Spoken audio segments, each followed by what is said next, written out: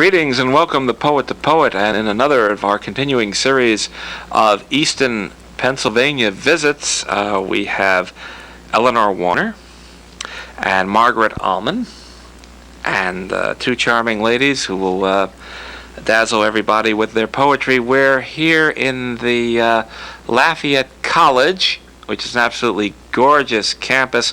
This is the Farranon Student Union. On the wall behind us, there are the Farranons, who made their money in radio equipment and apparently slipped a couple of dollars to the college and got the building named after them. And why not? It's a good thing to do if you have a few dollars to spare. But we have a few cents to spare, so we make videos, poetry videos. We also have a magazine called Medicinal Purposes, of which we are very proud. It looks like this. But you came here to hear the poets, so let's start with Eleanor Warner, who likes to be called Elle, Please. As I recall. Let's see. For her bio, she wrote a bit of a novel. Let's see. Where do I start? You've been doing serious writing for 5 years. What have you been doing before that? Not so serious? Well, no, it was just Hallmark cards, you know. Well, they think it's serious. That was my dissertation before that. You wrote a dissertation on Hallmark? No, I wrote my dissertation on Gertrude Stein. Did she write for Hallmark? She could have. She very well could have. Oh, I don't think Alice is going to like that. As a matter of fact. What was it about Gertrude Stein that so fascinated you? People hadn't been writing about her. Mm-hmm. And really in academics, that's the main thing. You want to choose the most obscure writer you can, and make a big deal out of them. Well, Stein wasn't that obscure until Hemingway got through with her. All those snide remarks and whatnot. Well, that's actually what my dissertation was about. It was a reception history of Stein, talking about her academic and literary reputation. Did you ever get the recipe for the brownies? Oh, I already knew that. Of course. Well, I suppose I Misspent youth. I deserve that. Margaret, did you ever get the recipe for the brownies? No. Well, Elle can give it to you later after the show. Let's see. You taught at William and Mary? Mm-hmm. Did William hire you, or did Mary? Actually, it was their great niece, Margaret. Really? Yeah. That's in Virginia, isn't it? Yeah, in Williamsburg. What were you teaching down there? Well, my field in English is 20th century American literature. So I was teaching whatever they needed taught in terms of that. All right. And wandering around the literary world, you seem to have found that narrative sequences tend to be male. Yes. How did you come to that conclusion? Well, I went to the library. And it's pretty clear just looking in the library. No, but if you think about the epic poem, it's really gendered male. You know, Homer, Chaucer, Pound, Eliot, Williams. Okay. And you decided to do something about that. Yeah, I thought I would write my own epic, but I would write it from a woman's point of view. And that I had been reading H.D., who actually wrote several epics in the form of lyrics, and the lyric has tended to be gendered female. So I thought I'd write an epic made up of short lyrics, and I'd write an epic in which absolutely pretty much nothing happened. Well, that's a challenge for an epic. We should mention that in real life, H.D. was Hilda Doolittle and baked brownies for Ezra Pound, as I recall. And Hilda Doolittle is from Bethlehem, which is right near Easton. Yes, just a stone's throw. All right, how about a poem? Sure. Is this one of the epics? Yeah, what I'm reading today is all from that sequence. This is called What Remains. Day shortens itself as punishment for summer's wasted dusk. Windows brag of their ghosts, flaunting paper skeleton, devil, witch.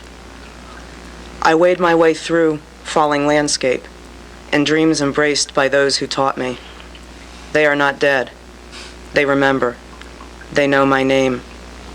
Shrieks echo across macadam in this hidden schoolyard. Optima's old stomping ground. Now desks too small. Now empty each hall, each crevice a promise of all that's contained in a day. How to turn away from the sound of leaves dying. Mother says, look, it's trees holding sunlight. We have a friend who wanders around saying Mother said. Hal. He got a lot of money out of that. I think he's from Brooklyn, too. We're all from Brooklyn when you come right down to it. I think he's from the Bronx. Yeah, but he's been to Brooklyn. He's probably been there. All right. So what else does Optima do? Well, this next one is called Optima's Dreaming. Okay. Rain ruts alleyways. Skin slapped by air, I rush to repair homeward, racing sunset down. Puddles freeze before me, reflect the lushness of dreams, green like a summer canopy of trees. We walk a path through woods, surrounded by suburbs. I'm with a friend from childhood. Leaves are in bloom. I am touching her voice. I am hearing her hand. Tangled in vines, our passage winds my way back from sleep. Thaws the new night. I feel falling now. Sight of my haunt rising through these winter mists. How did you arrive at the name Optima? Well, at the time that I began writing the poems, I was feeling kind of pessima. So I was just being ironic. No, it's from Virgil, Optima dies prima fugit, the best days are the first to flee. I can't argue with that. No. What triggers off these poems? And you say that nothing really happens, although there's a lot of thinking going on, which is something. How do you get inspired to continue the sequence? That was hard. I mean, I'm done with it now. The last year I was working on it, it was relatively challenging to keep going. Mainly I would start by having a line come to me, and I'd sit around thinking about the line. Yeah. The only other thing that really binds them together is I was really inspired by Where's Waldo, and I wanted every poem to contain the word Optima. So it became a challenge to figure out. Obviously, in the last one I just read, I cheated and I had to put it in the title. Oh, I see. I imagine it's easier to spot Optima here than to try and find Waldo in those drawings. Had you ever considered, not knowing really anything about the sequence, have you ever considered doing an acrostic? No. Oh, well, that kills that. Crazy ideas. What else does let's see if we can find Optima in this poem here. Yeah, because it's not in the title, All so right. it'll be a challenge. Okay. And there Excuse me, just jump up if you recognize the name. Okay. You can also look for two different allusions to William Carlos Williams. So we can see who can spot the plagiarism. We don't call Allusion's it that. a nice word for, yeah. We call it research in the trade, if you don't mind. It's called Grip Down. Light punctures space between blocks of buildings. Hints of spring drip from snowbanks, then freeze again. Optima rises before her clock, trying to calculate the cost of this long line of loss closing in on narrow streets and hills just beginning to awaken to yellow buses. Children shriek in welcome, soot streaming, sidewalks, down. Something is given off, some notion of the life of Friday nights to come and weeks of work to follow, some glimpse of songs that echo through tavern walls, traverse the halls of waiting apartments.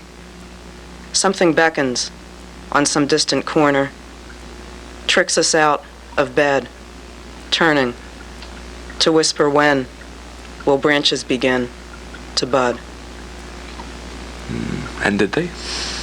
Yeah, they did. The sequence actually gets happier. I'm reading kind of chronological. That's a relief. Yeah. All right. You have a pamphlet of your workout, Civic Little Theater, put out by Red Pagoda. How did that come about? Well, I'm friendly with the man who runs Red Pagoda out of his bathroom, and I beg your pardon? he has a pamphlet series, and he wanted to publish some of the Optima poems, but they're splayed across the page and wouldn't fit in that format, so... You know, at the risk of sounding indelicate, I get very nervous about hearing about a publisher who operates out of his bathroom. Can you imagine what would happen if he didn't like the poem? Well, never mind. How about another sample of Optima? Okay. We got to get on a higher plane. This is called Through, which is O-U-G-H. Okay. And maybe when I'm done with it, I'll be through, actually, so. We'll see. We'll see. Sound dangles in air, thick with April's first heat. Optima watches from her rooftop seat as the city spins below. Star student of streets and crowds, and clouds darkening the Delaware while words hurry past. All that I know lies before me, circled by a burden of trees. Beyond these broad boulevards, miles of children rolling hoops, and hills of houses calling them back home as water towers anchor horizon. So much is gathered in the coming rain, so many parts of leaves, remains of loves left behind buildings, and the clatter of swings, unchained in yards. So much is swept upward, this caress of breath swirling around me, telling me all that I can name. Will there by chance be an Optima 2? A return of Optima? No. No, I spent 3 years working on this sequence and feel pretty through with it. And I've started working on something else now, which of course is another long series of poems. And tell us a little about that.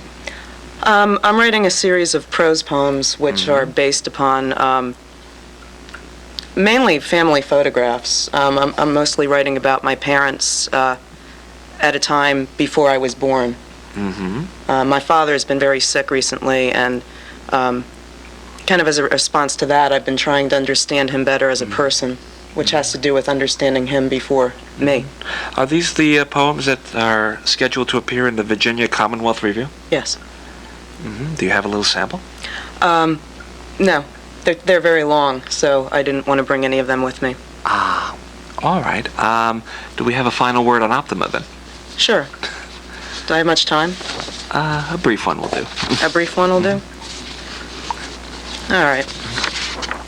This is called Solstice. Optima breathes in deep, keeps an eye on her street, leafed out in green. The river sweats a smell of women dreaming. Up and down the Delaware, the swarthy arms of husbands cradle children's cries. Distant whistles signal an end of day. Wildwood Avenue lengthens as shadow. Spring has beaten a final retreat. The next bar further down the street is paneled by a rash of knotty pine, darkened like the nails of those who line it humid nights. Their fights, their sweat, their beer, as near to me as the neighboring stool, as the cruelty of summer light fading through windows. Well, Elle, I want to thank you for coming on Poet to Poet and bringing Optima along with you. Perhaps we'll get to meet her in person someday. Eleanor Warner, and we'll be back in a moment with Margaret Allman.